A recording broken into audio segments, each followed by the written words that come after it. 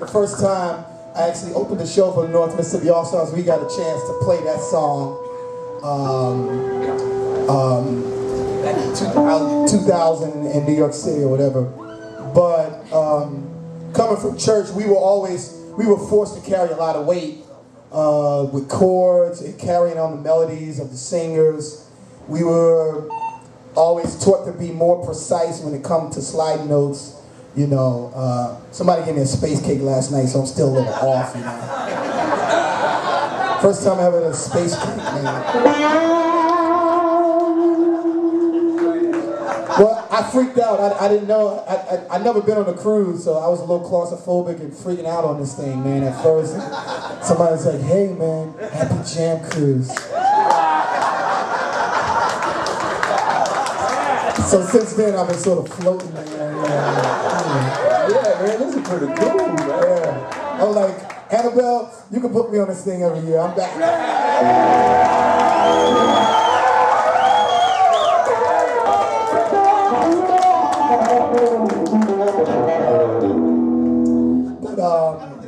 So yeah, we was always taught to play more precise and whatnot, and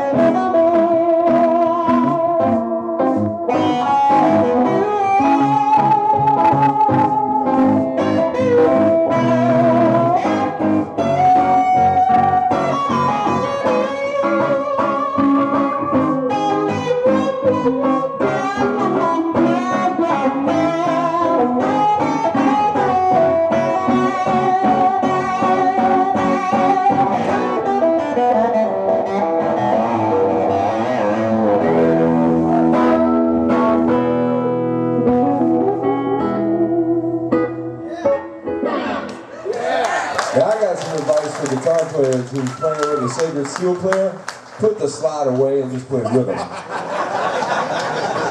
You cannot compete. Nah, it's beautiful to have all of these different tones up here, and for me to be able to know, to sit up here and be able to, at a time years ago I was cut off from all of this stuff. Now there's guys still back there cut off from this stuff, to cut off from all of this great musical family of musicians and great wonderful people, you know.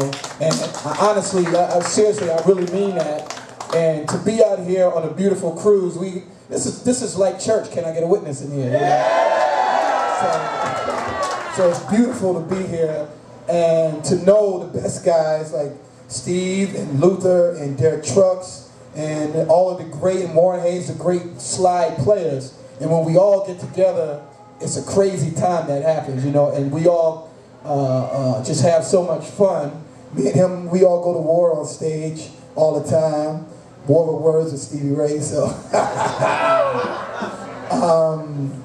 But just wanted to, just before I leave, I will encourage everybody to somehow pick up a pedal steel, because there's so much stuff about it that just hadn't been mastered yet, you know, and it's just all these beautiful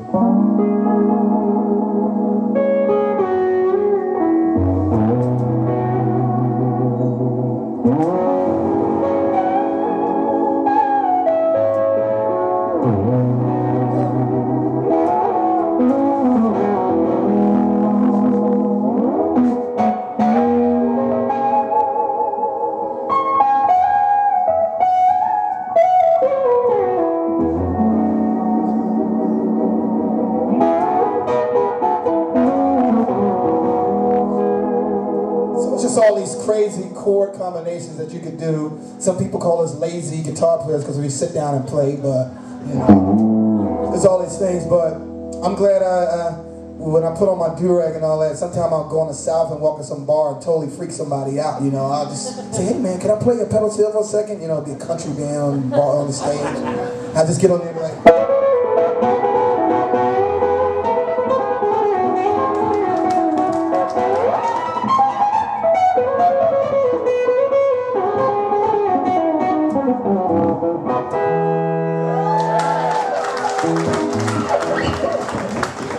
so it's kind of cool to go in there and freak some people out down in, you know, Nashville, Tennessee somewhere, you know. But hey man, show them how many cool licks you can play without moving the bar. I mean, all the notes are right there in the tuning. Yeah, sure, let's see.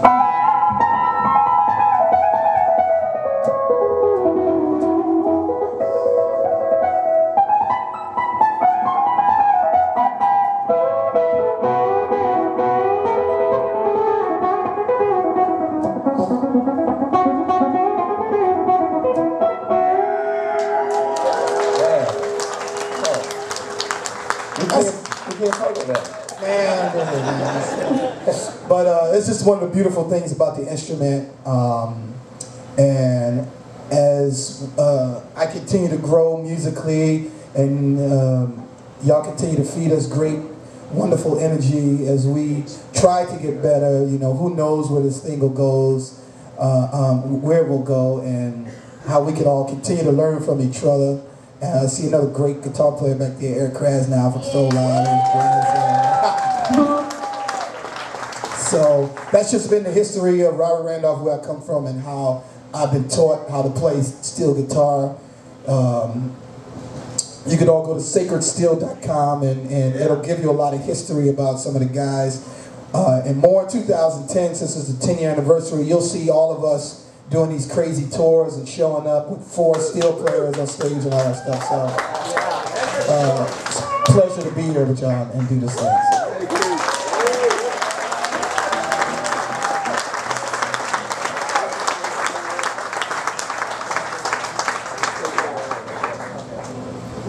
Yeah, one word of advice to just like guitar players playing bottleneck and stuff: put the pick down. The pick is gonna fuck you up, you know, because there's so much muting you have to do. If you're playing one note, lots of times you have to mute all the others, and it's pretty much subconscious. You can use your thumb and your other fingers to mute.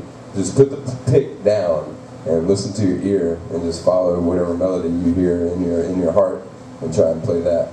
And one other thing for beginners, you know, if you're in an open tuning like this, it's all the, you know,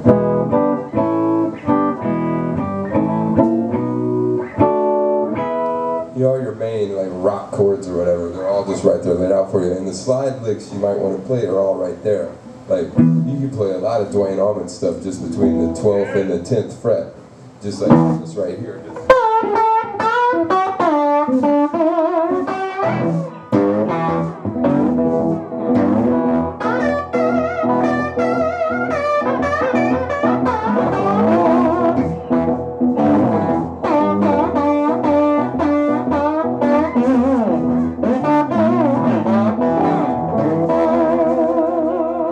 Yeah, so that's all right there in between these 2 frets.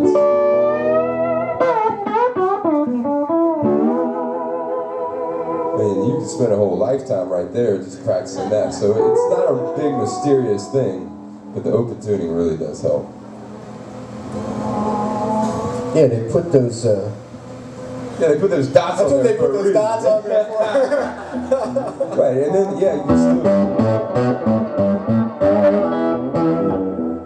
Put them all. I don't know how they got them all in the right spot for that, but they did. But they did.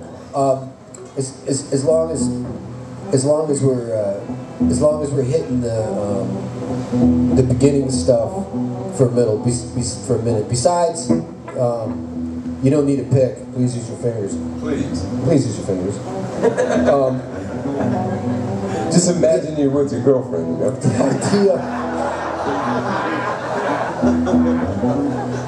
The idea that you only get that kind of answer on this quiz. There's one idea that gets floated occasionally for the beginner thing, which is to try and follow the, like try and follow the frets, which is it's not exactly true. Just exactly that same stuff that he was just.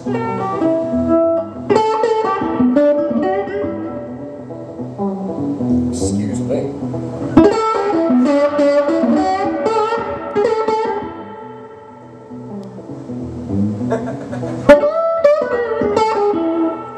Those same kind of sounds, right? Even though you're staying in that box, you're not following the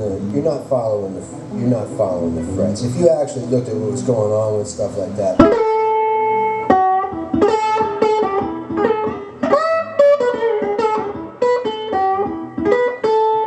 Well, you slide down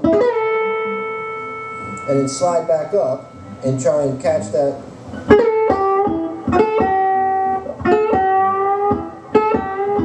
Try and catch that note on the middle string there with your thumb while you're sliding. It's starting about there,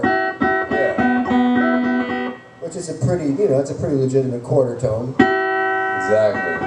Right? And by the time you quit that note, you're about here before you drop there, which is a quarter tone too. So don't worry about that following the frets or the fret marker thing. The majority of the sounds that you're hearing on the bottleneck, particularly in blues music and rock music, they're not following the frets necessarily. Yeah, that's the beautiful thing about the slide is you get all the microtones in between. And like cats like Fred McDowell again, I mean, he used specific microtones in his compositions. You know what I mean? He would, that was part of his melodies, were the in-between notes. In between. There's so many notes that could be used.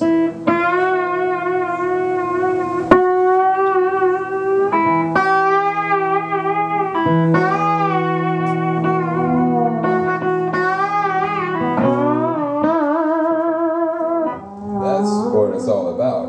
And that's why it emulates the human voice better than any other guitar. Yeah, what you're gonna see with the slide is that situationally the stuff is gonna move around. If you were just singing, right, and you were gonna do that little.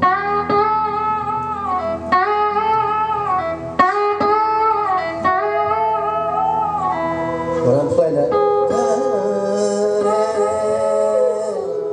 Going up to that 4, right? That's this one.